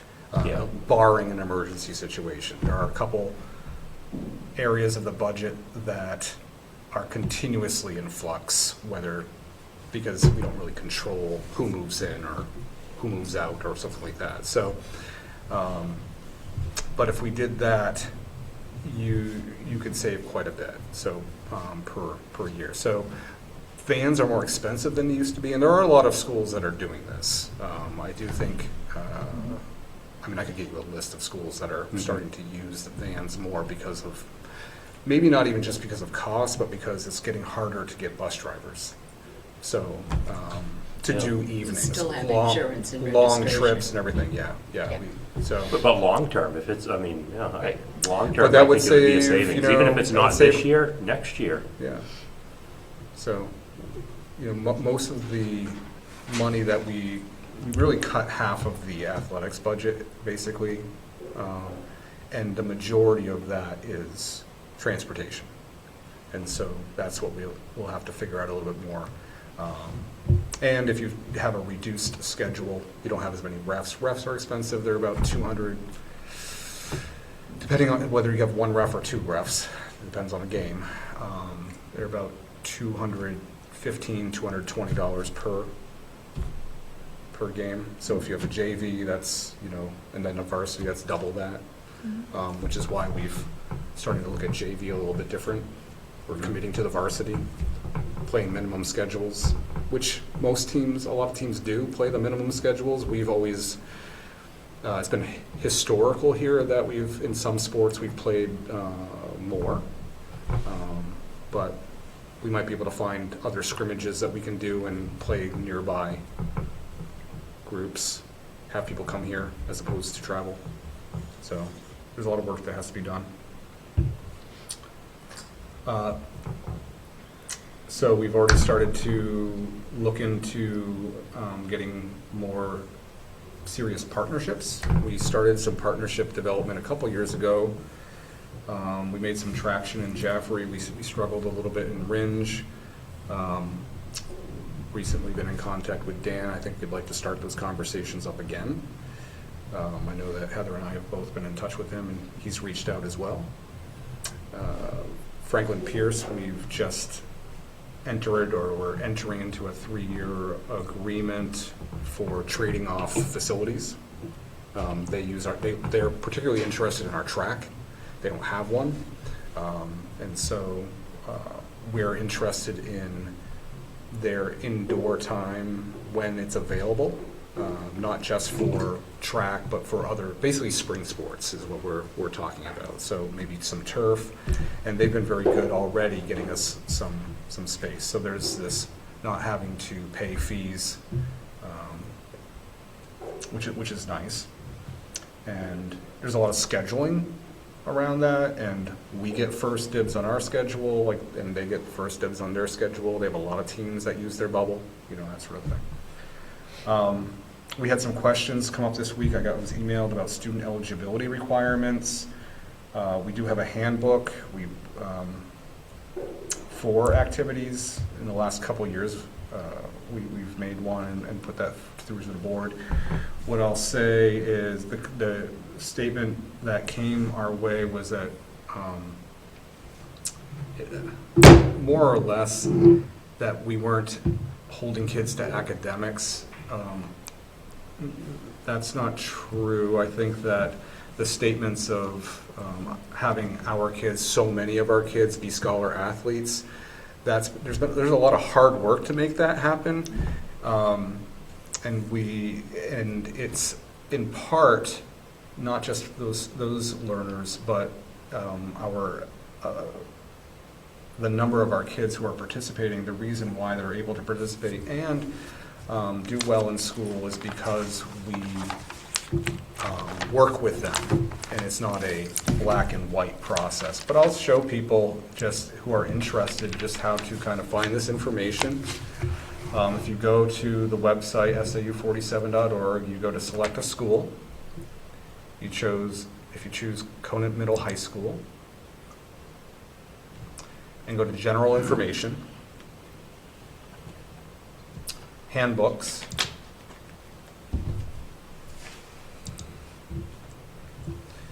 so this, I believe individuals sign off that they've read this, but this is what our guiding principles are, what we believe about learners and learning, about teachers and teaching. This is from our strategic design. That's why it's important. It's the basis of everything that we do. We also work with the NHIAA, and policies and practices do change over the years, and we work with them on what they believe to be best practices, and then at least do that, if not do something more. We certainly look at the research and also what we're trying to accomplish. But on page 16 and 17 of this are our guidelines around participation. I know that when I first was here, there wasn't a lot of information that was tracked. We didn't know sometimes when, I wouldn't have been able to find, let's put it this way, I wouldn't have been able to find out whether there were learners who were participating in a sport that day if they had been in school or half a school or whatever. It wasn't as tight as it is. It's much tighter now than it ever has been. Participation in extracurricular activities, while important to a learner's overall education, is a privilege. Eligibility to participate is established by the NHIAA guidelines, as well as school and district policies, and specific eligibility requirements are outlined in detail below. And so it talks about needing to pass 4 classes. I believe that's an NHIA, as mandated by NHIA. And then if number 5, if a learner is not passing every class, but is still passing at least 4, and has not received work habit score of 2 or above. So we add, this is not something that most schools have, because we use a proficiency-based process, and we incorporate work habits or soft skills inside we'll call it a work grading system. We have a higher bar for people to participate, and so we care about the academic side of things and the work habits. That said, we expect that not everyone's going to be at the same place in those areas, and that we are a school and we're here to teach individuals how to gain those skills. And we do believe that when kids have skills, if kids can, they will. If they can succeed, they will succeed. But what gets in the way of that is usually skill development, whether it be in work habits or whether it be in academics, whether it be something having to do with that. There was a book that I read years ago that I hadn't really thought of, and then I was listening to I think a Brene Brown podcast, and she brought it up. It was very interesting. It was a tennis book. I played a lot of tennis. And the individual who wrote the book, and I think it's a classic, it was years ago, a long time ago, and it was, there was a formula, and it really has stuck with me, and I've thought about it a lot, and it's performance equals potential minus interference. So you have like, all right, we want to perform. Here's our potential. We've got all this potential, but then here's all this interference. So how do you lessen all that interference? We have to teach that individuals how to lessen their interference to become more successful. And then, of course, makes the whole system more successful. They are part of their process. They have to develop their plan on how to remain eligible. And if they choose not to follow that, then they're removed from the teams. So there's an appeal process. It's very clear so that there's really no question, which I think is helpful.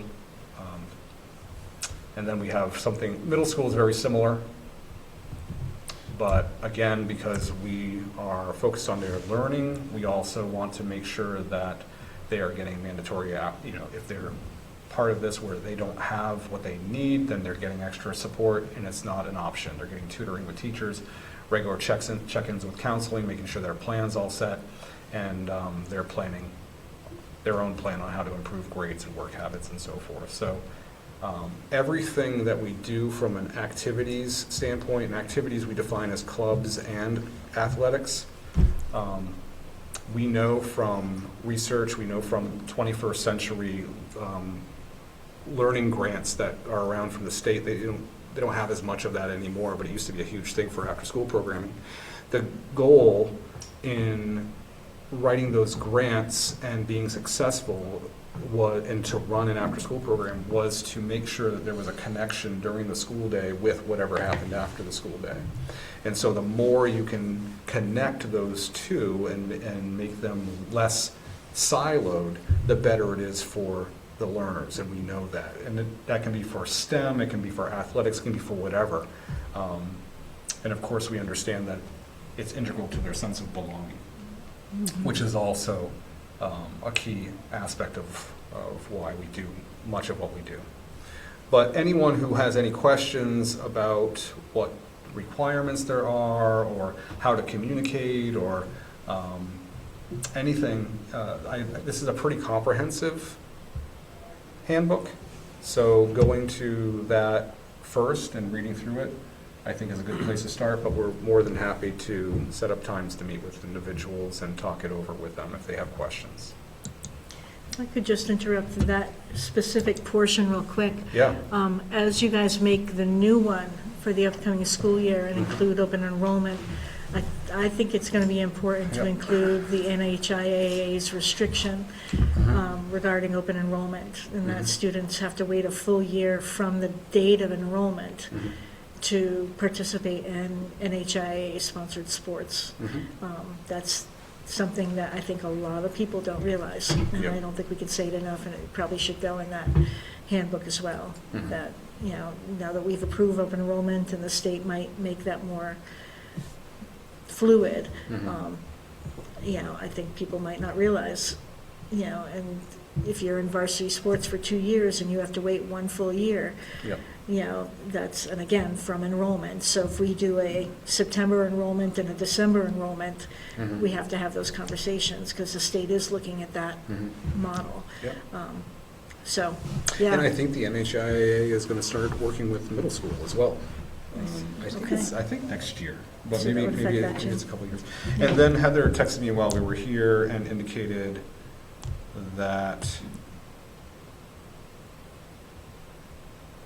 just for, because we're on this topic of sports, softball team won, they just got back, I guess, 15-2. oh gosh, They played Fall Mountain. And then the baseball team won 10-0, and they played Newport. So congratulations to those Wow. 2 individuals. congratulations. And thank you, Heather, for sharing that, that's Yeah. awesome. Great. I would also, while we're on this topic, Yeah. and we look forward to the handbook for the next year, Sure. to have it sort of laid out how the students who go to charter schools or homeschool, how we determine their eligibility. I don't know if that's in this document, I've never seen that. Yeah, well, they're supposed to follow all the same rules. It's easier if they go to a charter school or Private school. private school because they have very specific report cards and Mhm. reporting and so forth. Homeschool's a little tougher. Right. Depends on what people choose to do for homeschooling. So if they're homeschooling but using, for instance, like an online program, then there's usually data that's involved. It's not perfect, so it is more challenging that way, to be fair across the board. I mean, as another part of sustainability, and with school choice and all this that's going on, we have EFAs, so individuals who are, there's a difference between being homeschooled and being someone who's a recipient of an EFA. For now. For now, exactly, but we are able to charge for those, for classes, for activities, whatever. We can set policy on what it would be if you're going to play soccer at our school. Of course, you have to be a community member at this point in time anyway. You take an EFA, we could say you're going to pay $200 for the ability to play. And we have not done that to date. We have not done that today. We And talked that was about it something, during yeah. the budget season, but decided to not implement it midstream. Yeah, so Yeah. for policy committee, we do want to get that on the agenda. And that's an easy one. That's, I think Conval has already started to do that. Yeah. A lot of, about half probably, I understand it came up in some of the Messinic discussions as well. Yeah, absolutely. It makes sense. That's what it's there for. Thank you for going through that. Yep. So that's what I have. A little bit longer than I had originally thought, but hopefully that answers some questions. And All right, anybody else have questions? I know we kind of threw stuff in to the report. Anybody else have questions on Ruben's report? I don't have so much a question as a comment, but the fact that we are so low with our cash on hand demonstrates to me the importance of having that finance committee. I mean, we really need to keep eyes on this. We are not in a position of having any fat in our budget. And I do remember being on the finance committee when we were anxiously waiting for Renge to hand over its portion of taxes and wondering if we were going to make payroll, right? And so we need to keep I understand the administration does a fantastic job keeping their eyes on that, but we also need to be involved in that. Yeah. Just a quick question, why was Ringe like delaying it or taking forever, or? I mean, let me know, I'll That, go in there. that specific year, I think we were waiting for both Jaffrey and Ringe at that point in time. I think Jaffrey did end up paying it on the dates. What usually happened was they paid early. So if, for whatever reason, everything was later, both towns. I do think that year, I think Ringe was a little bit late, later than they were. Weeks or something. Yeah, it was abnormal. That doesn't happen very often. It just happened. It just happened. It just, That year. Like when you're waiting. most years it wouldn't have mattered, Yeah. as much, but it just happened to matter that year. It was, we got it, we worked it out, everything worked out well. Yeah, I think that the town, Jaffrey, Mhm. it's on the calendar to ACH that day, Yep. so we have. All right, we're on to the consent agenda. We have manifests, and we have budget transfers, and a donation from Reality Check for a Gaga pit, and where's that going to go? Out here in the, Oh, fun. yeah, for the middle school, we have Oh, cool. we've had Gaga pits out there. Some of them have broken over the years. Do you guys know what that means, a Gaga pit, Yeah, Yeah. Sandy? No. It's a like a pentagon-ish shape, hexagon-ish shape, that kids play dodgeball with their feet. yeah, the school board's gonna play the first game in it. Yeah. Well, we do. We're good at Gaga. Ruben has a pickleball club that goes. Yeah, we get first game, it's Yeah. us. That's the only sport I can play. so- I'm in. I'm mean at that one. That's a good one. All right, so thank you, Reality Check, for Yeah. that. That is a substantial gift. So Wendy, That's we'll put awesome. that on the board agenda in late May. It'll be a nice, just, well, we're gonna have it outside. He shouldn't, And it's gonna be, he's completely going to do that now. That's- I'm fine with that. oh, absolutely. So are we hiring are we contracting for substitutes now? Is that what that means? I looked at it Mhm. before and, Sure. So we have had difficulty for many years getting substitutes. And so, and we have a very costly model right now, which is we can't find substitutes, and so costly in two teachers. different ways. One, we have a lot of teachers who are subbing a lot, so they're losing the valuable work that they would do during their prep time or their team time. And so they're certainly providing, things are being covered, and things are being covered well with safe individuals and people who care about the kids, and so that's very helpful. But you're paying about double Yep. what you would normally pay for a substitute when that takes place. And then, given that negotiations are coming up, next year, that's always a conversation, at least during that time frame, about what that rate looks like. And if you look around at different school districts, they have different rates per hour. What we found this year especially was that not only was that happening, because that's been happening, but more than ever. And so because what we had was, especially in the middle school, for instance, we had, because of last year's cuts, we had fewer teachers and a tighter schedule. And so then we had greater need sometimes, or I should say we had the same amount of need at times, but the impact on the teachers was more. They were feeling it more.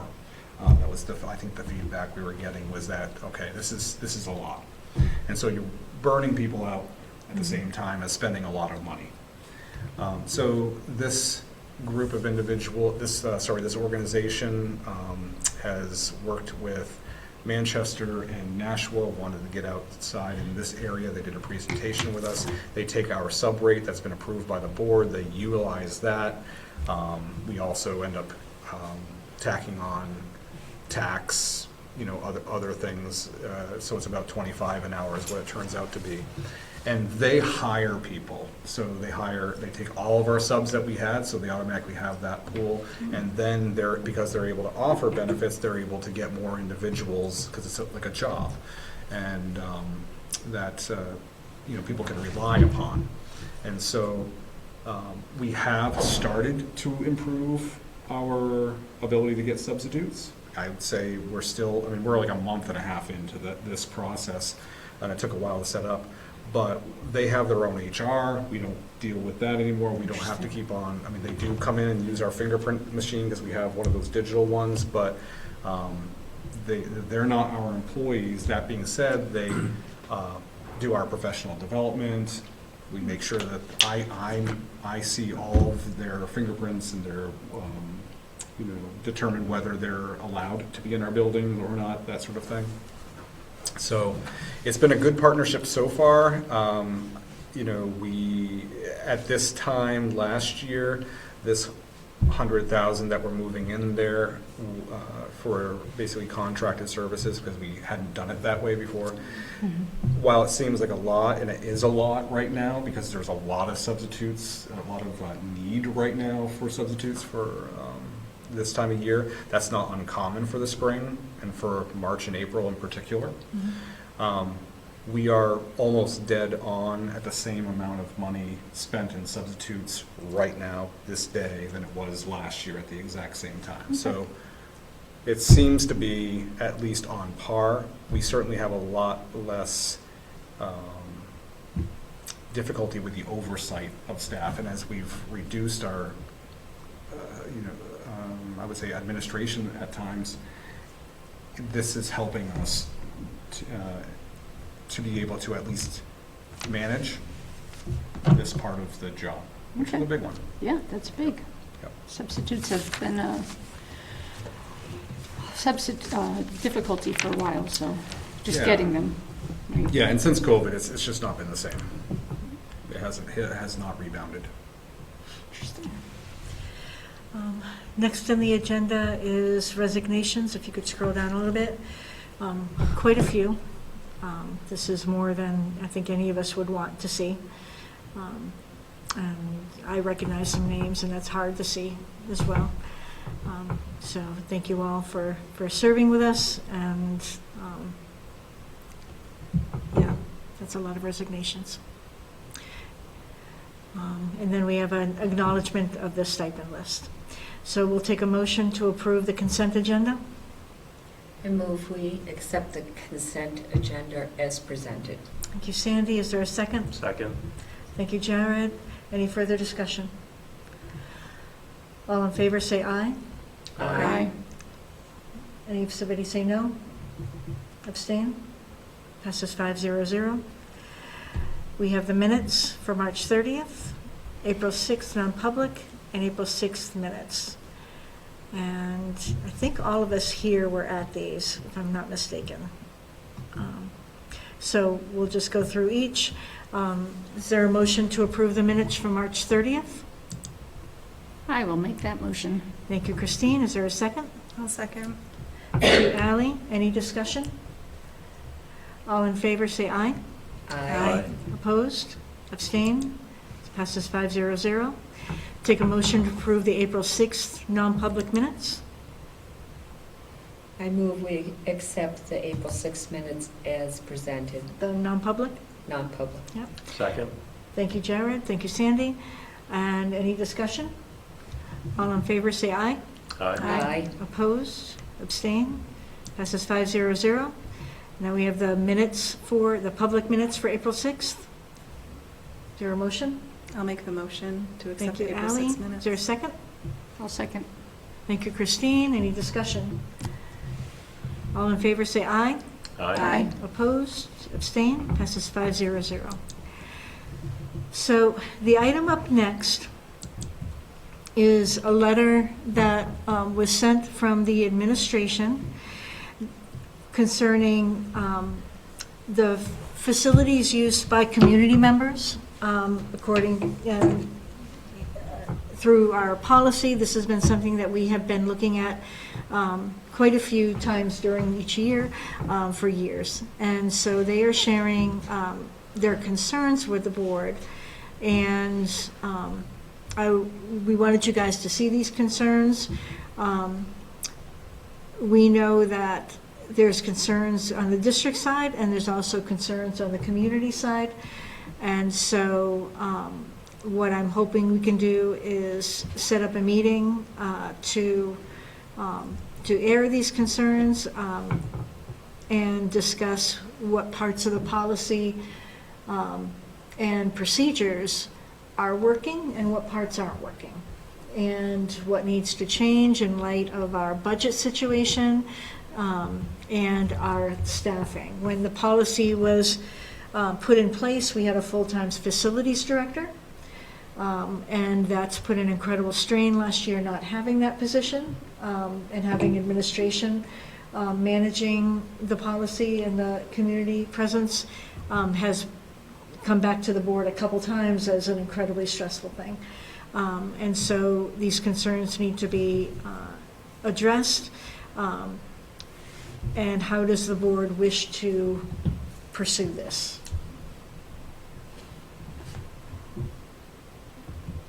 Do we have any thoughts on what the administration who submitted this, what they would like to do? I mean, they requested a meeting, but do they have a time frame or?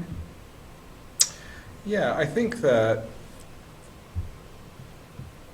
I think setting up a meeting, the sooner the better, would be good. I think that no one wants to withhold the resources from outside organizations. It's been a lot, and we've had some significant stress on our custodians, some locations more than others. We have had attempts of having conversations and reminders and things like that. Sometimes that has been helpful, other times it has not been. Sometimes things have been ignored. And there's been some safety problems. So I think that having a conversation and being able to hear people's lived experiences is important, and to give the time. Because as Lisa's, I think the theme of tonight has been, if I were to make a theme for tonight, it would be, we need to talk, we need to listen and hear all sides, and we need to then take action to move forward. And so we do that best when we're doing it in person, if at all possible. It doesn't mean you don't collect information and so forth from other places via surveys for whatever we need to do so that we have data to talk about, but we have some data that they're sharing. And so with this, I would, and they have a clause in their contract that says that the two parties will come together if there's concerns anyway. So I would say find a time for the group to come, or at least representatives of the group to go and Yep. listen. Could we ask you to go back to them, find a time to meet, or find a couple of options, and then what we can do is poll the board, because I think all of us are interested in the conversation, but we certainly shouldn't all be there. So. We should not be there? Say it Not again? all. Oh, well, we should not all be there. Yeah, Oh, I we didn't shouldn't, hear you. yeah, this wouldn't be a Official board public meeting, this would be a private meeting, so it really shouldn't have more than 3 of us there. But a good representation, I think all of us are vested in the conversation. So if you could have some times, like a variety of times with as many administration, and if possible, having the town manager or rec department heads join us would be really helpful, because again, this is not a one-sided issue. This is a hard issue. We've gone back and forth so many times. And I think it would be, because it's in their contract to meet with the board by themselves, I think that you'd want to do that first. first, okay. And then good. I can see coming out of that what you're talking about. Good. Yeah, I think Okay. it would be good to follow that right. process. Are they having problems with particular groups or with everybody that's using the school buildings? I think they would be best to be able to talk about it. These individuals had a different view of their buildings than they've ever had, because we didn't have a facilities director and they were overseeing the cleanliness of the facilities and more. They were very much in the mix of it. Also, approving timesheets and so forth. When you see, I read through this, I didn't see it in here, maybe I missed it, but so when you think about this is more of a me thing, because I'm aware of this. I know when people are called back to the facilities, called callbacks. Mhm. You know, maybe someone sets the alarm off, what have you. And there are, you know, it happens quite often. But when groups that are trained to alarm or unalarm and set things up properly and so forth, and it happens once, okay, that's fine. But if it keeps on happening, that's at least $100, if not $150 every single time that the district has to pay if that takes place. So it's just important to know all the information so that you can make good decisions, and so that so that we're moving together as a community in a way that's creating the best working relationship as well as meeting the needs of all parties. And right now, they're advocating for their schools and for their staff members, and for the taxpayers, quite frankly, of the community who are gonna, you know, we have to maintain the floors, we have to maintain, you know, the facilities, we have to make sure that we're abiding by safety policies, like, for instance, not leaving doors propped open. That's a big one. That's actually my big, like, that's more concerning to me than dirt. But dirt really matters when someone comes in, like a custodian comes in, one daytime custodian, let's say at Ringe Memorial School, because that's the biggest gym floor, right? And they see that gym floor is not ready for school that day, and it has lots of salt and sand all over the place. Everything that was going to happen now has to shift, and that individual has to work to do that. And so that's an example. Okay, if you could scroll down to the last Yeah. page, they are requesting an action of meeting with administrators, but specifically in order to discuss the situation and create a framework for implementation of a reasonable deposit and fee system. Key and access control procedures that ensure school safety is paramount to all individuals involved. Consistent tools for managing groups that do not adhere to expectations, and other matters to bring facility use into compliance with the policy. So whoever does agree to go to the meeting, be prepared to help create some of these procedures and action items. Okay? So at this time, are we not allowing outside groups to use the school building till we get this resolved? Temporarily. Okay. So Really? no group can use it. Yeah. Yeah, we've So been in like contact with some of them, yes. So like the Boy Scout groups that we gave permission to use the school and gym, we're not letting any of that happen?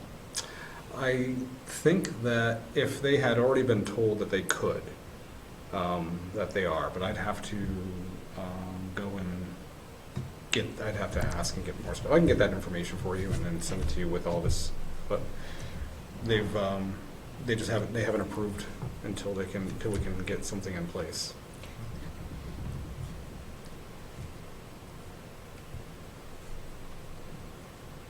I don't know how busy, basketball season is obviously when we have a large number of Yeah. outside groups using our Yeah. gyms Mhm. during spring sports. I know Not as Mount much. Monadnock uses that little baseball field behind RMS. Yeah, they're using the outside facilities. Yeah, I think that's, You think that's That's okay? used, I yeah. don't know if they use, I guess I don't know. I don't know, well, who's being postponed? I would like to know that, like who's Okay. being put off. yeah, I can get that information for you. I've gotten feedback from the group that uses it Sunday night. They're not happy. Okay? But, I mean, have they, I would like to know what groups are causing the problem. Who's coming in damaging bleachers? Who's coming in dumping coffee and soda? Who's coming in? If it's 2 or 3 groups out of 20, I don't think we need to, Punish everybody. can't we address those 2 or 3 groups instead of all 20 of them if it's, I don't know what this involves. If there's 15 groups that have been respectful, responsible, doing everything they should, and there's 3 groups that are the bad apples, why ain't we addressing those 3 groups? Or is it every single group? I could see on the weekends, Like to shut it down, to shut the thing down because of, I don't know what this entails. How many groups is it? Who's Well, I think dumping that- I that? think that's a good opportunity to meet with these individuals and find out what is happening. yeah, I could see on the weekends, you might have, again, what I'm thinking of is envisioning this basketball season when there's so many groups, right? And it may be hard to know on Monday morning who damaged, which group spilled the soda and let it sit there, right? Because you may have had, you know, the Parks and Rec Saturday morning program, plus the travel programs, plus maybe our own program, so we may not know, it's just damaged. Which is If we did know, I mean, certainly those groups should be addressed and be like, hey, this is the second or third time I know. we've let you know. One more time, you're done. I was trying to imagine, could we create a rating system like you see for Uber or Airbnb, you know, like this group they keep setting the alarms off, so they get 1 star and maybe they pay more. Maybe they have to Yep. put a deposit down. This group is 5 stars. Maybe they don't need to put a deposit down every time. Or That's something. a I great don't know if idea. that's feasible, but that's Yeah, what I was This imagining group's been today. using it for 10 years and not one single complaint. Hey, be a little lenient. Security deposits go a long way. Hmm? Security deposits. Yeah. Yeah, it's a good idea. Yeah, so I think that they'd be happy to meet sooner than later. Oh, absolutely. Yep. I'm taken aback.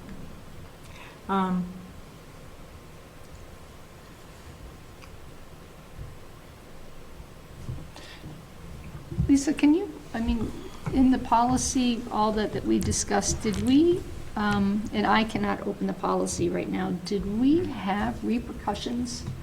For Yes. instance, Repercussions, fees, fines is all in policy KFR, okay, all of it. And my understanding is that no one has been charged, because I've asked for receipts, I've asked for invoices, I've asked for, show us where you've charged for the custodial, that's in there as well. If the custodians are coming back for 125, then these groups should be charged. I have not seen any sign of that. That the groups are using our buildings for storage was never in the policy. I have no idea where that came from. I don't know why the groups are using our storage. That's confusing to me. That's not in the policy. So I'm taken aback that we are shutting down the community from using these until we put in procedures that I feel are actually in the policy already and not being followed. So I don't want to, this isn't a conversation for right here. But yes, maybe that we can set up a meeting this week. And I would like to know how many groups have been told, no, they can't use the facilities.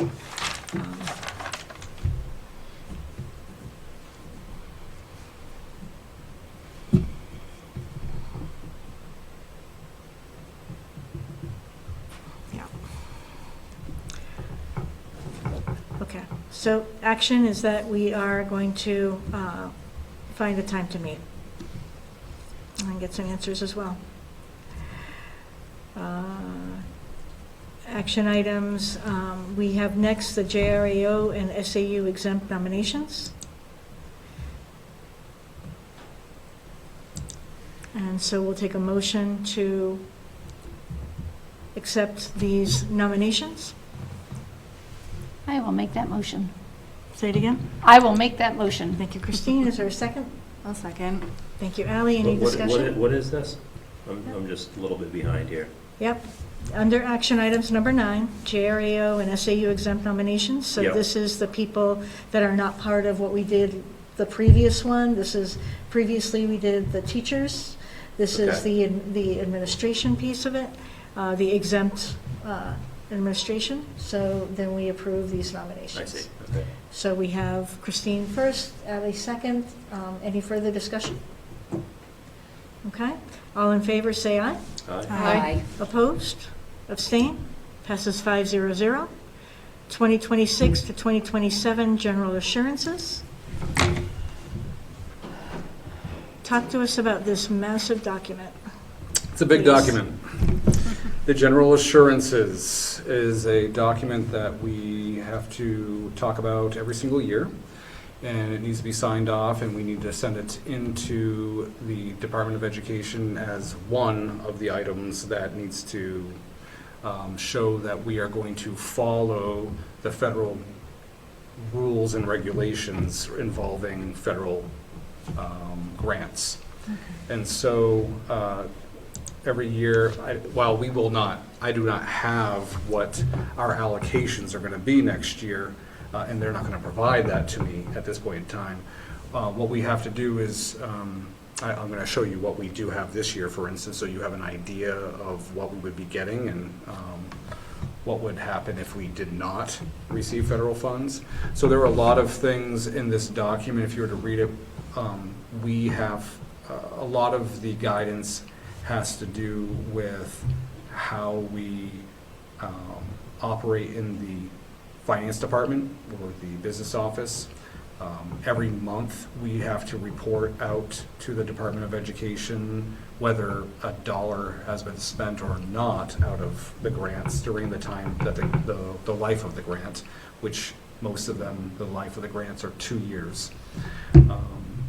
And make sure that all the accounting is perfect. So without that, if you're not doing it regularly, on time, the month, then that can hinder you from being able to actually access the funds.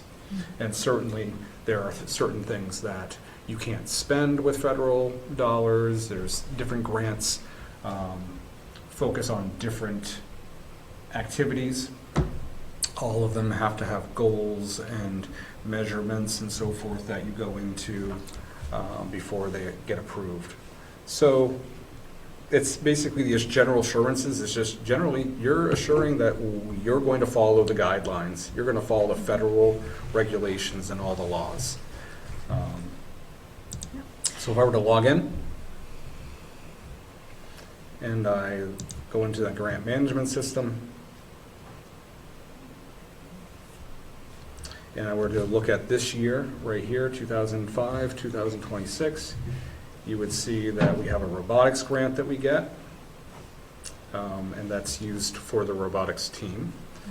And we get a Discovery Education grant. That's not an every year thing, but we've used, I think it came out of COVID with some extra monies. And then Title I. Can I ask a Yeah. real quick favor? Sorry to interrupt you. Could you actually zoom that enough so that we could see those first 6? This is fascinating. I haven't seen this, and it's really nice to see the grants that we get and the amounts allocated. So yeah, thank you. Okay. That's great. Yep. So This is useful. Yeah, it is. So you'll see that Title I, this is a SAS grant. We'll be coming to talk a little bit more about the SAS grant. That is a different type of grant. It is a federal grant, but that's a grant that we went out for, and it's not an entitlement grant. We don't get that every year. It was a competitive grant, so we were able to get that competitive grant with a few other communities in the state in collaboration with or conjunction with the Department of Education. Can I ask what the acronym SAS is for? Safe and Secure Schools. That's right. I remember that grant. Yeah, Safe and Secure Schools. Thank you. How do we get that? I mean, yeah, how do we get that grant, or what's entailed to? So Safe and Secure Schools grant, that one is about our commitment to MTSSB, which is Multi-Tiered Systems of Support with Behavioral Wellness. So for us, it means that we continue to unify our system and strengthen our system of behavioral supports throughout the entire elementary, middle, high, so that there's seamlessness. MTSSB requires that you define tiers of support, so tier 1, tier 2, tier 3, and various levels of adult support or community support that comes into play. So we have community partners like Reality Check and so forth who are part of this. Can I ask, Mhm. isn't this the grant that we also got, at 1 year we applied and got cameras? Is that right? No. No, that's a different safe and secure school. That was a different safe, that was the SAFE grant. Okay. Which we are now allowed to apply the next round that we have it, because we did we just had our Homeland Security audits done at all the schools, and so we have received those, and we can go over those at some point in time. Yeah, I just picked that one, because I was just Yeah. wondering, like, Well, it's not, one- we have it for 4 more years. yeah. And so that's good. We almost did not have it because of the way federal grants were going Yeah. at the very beginning. But actually, we almost didn't have a lot of our title grants too. But Title II, Title I largely goes to Jaffrey Grade School. Jaffrey Grade School is a Title I school. That For the is reduced lunch. because they, at one point in time, and it ebbs and flows, but at one point in time, when they just became a Title I school, they were over 40% free and reduced lunch. And so their school would have voted, and at least had 80% of the people voting choose to go in that direction, because it doesn't have to be an entire school choice to actually move in that direction. Once you are a Title I school, you are always a Title I school.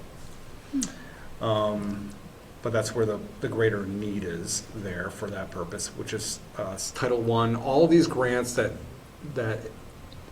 not all these grants can you pay for people or positions, but Title I, it's for supporting or extra support. So it's stuff that you would not necessarily have in your school budget. IDEA, we do. That's our largest grant that we have. You can see that it comes out to $405,000 this year.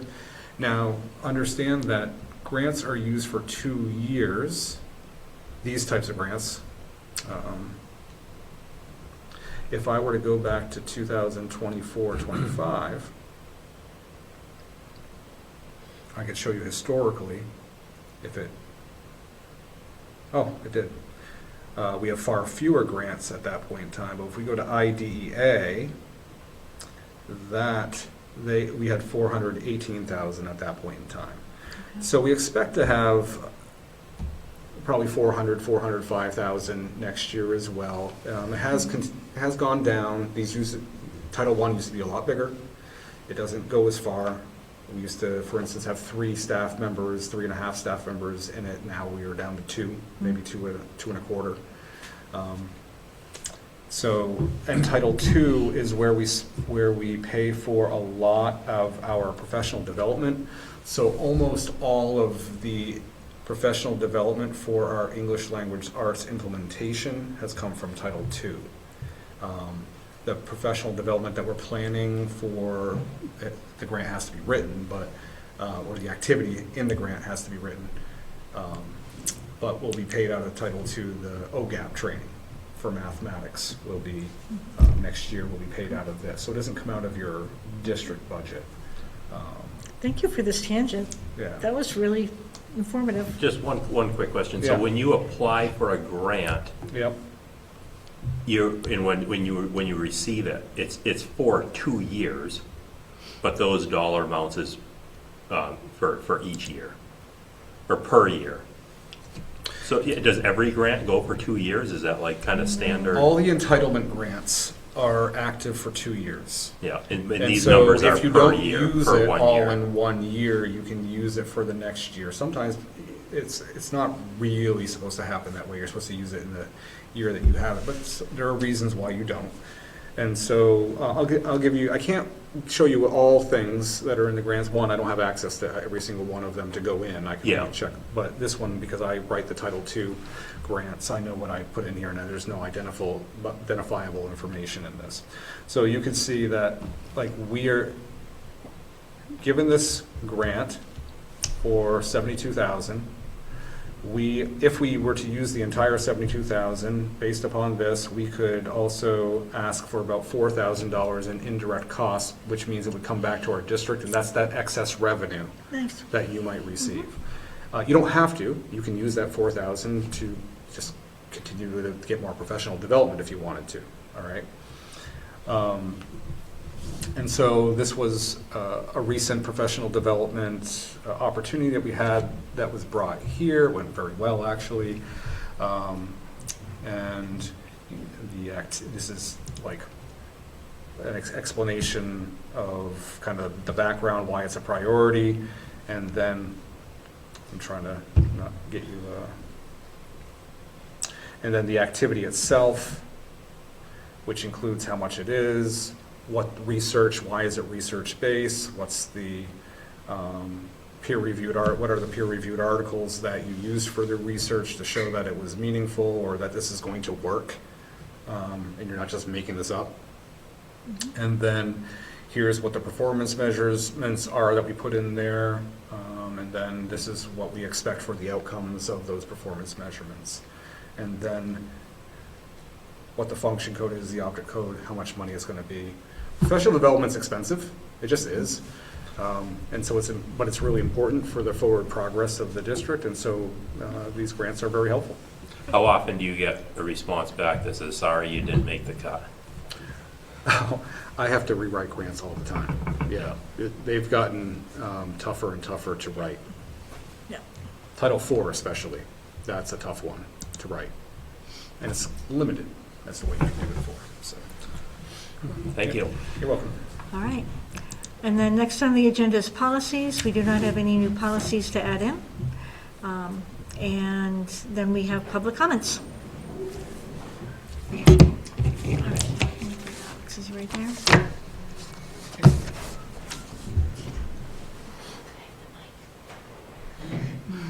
Thanks, Alex. Kathy Kozlowski, Ringe. In regards to the work session that you were talking about for the board, I recently went to a Ringe Board of Selectmen work session, and because it was the full board and called a work session, it was open to the public, but the public could not speak. So I don't know if your meeting would fall into that. Not that I'd want to come and spend the whole day, but You love this stuff. just, Thank you, Kathy. yeah, I don't know if that's a, Yeah, I think we're on hold for doing the work session to see, to look at the strategic design vision and the history that Ruben will bring us, and then we'll kind of see from there what we want to put together, what direction the board wants to take with it, but thank you. Okay. Anybody online? Nothing online. All right. I'll just wait 1 minute, just in case somebody pops in. While we wait, there was something I meant to bring up under discussion items, and I lost track. At our last board meeting, I think it was at our last board meeting, we voted to not allow students and teachers and staff who do not live in Jaffrey and Ringe to speak. And I would like to talk to that and see, share my thoughts on that, if you don't mind. So, our teachers and administrators are obviously the heart of our schools. They are the expertise of our school. And we, as school board members, do not have many opportunities to hear from them directly and ask them questions. And they represent, and I'm sorry if I'm not speaking in passionate terms, but they represent a massive investment from our community in terms of salaries, professional development, and it seems to me unwise to not check in with our investments as often as possible. It is my impression when I first moved to the school district that many of our teachers actually lived in Jaffrey and Ringe, and I don't believe that's the case anymore. We can talk about the lack of workforce housing or maybe a more competitive workplace. I don't know what the reason is, but in my opinion, when we have an opportunity to hear from administrators and teachers, whether they live in Jaffrey and Ringe or Peterborough or Hancock, whatever, you know, I want to hear what they have to say. I do not have any thought that they would be manipulative or that their value is less important than the staff who happen to reside in Jaffrey and Ringe. So that's my thoughts. And so when someone is here or online and they would like to speak, I think I will always make the motion to allow them to speak. And those are my reasons. Thank you, Christine. Appreciate that. It's not necessary, but does any board member want to respond to that? Okay. Thank you, Christine, for that. All right, we will take a motion to adjourn to non-public for purposes of personnel. I will make that So motion. We're not going to end the public meeting, we're going to go into non-public, and then we'll come back and end the public meeting. Okay. But we can end the Zoom in a second. It will end the Zoom, yeah. So, Christine, you're motioning to go into non-public? Is there a I am. second? Second. Thank you, Ally. All in favor, say aye. Aye. Actually, I think we do a roll call vote. Go ahead, Jared. Aye. Ally? Aye. Sandy? Aye. Christine? Aye. Myself, I say aye, 500. Thank you, everybody.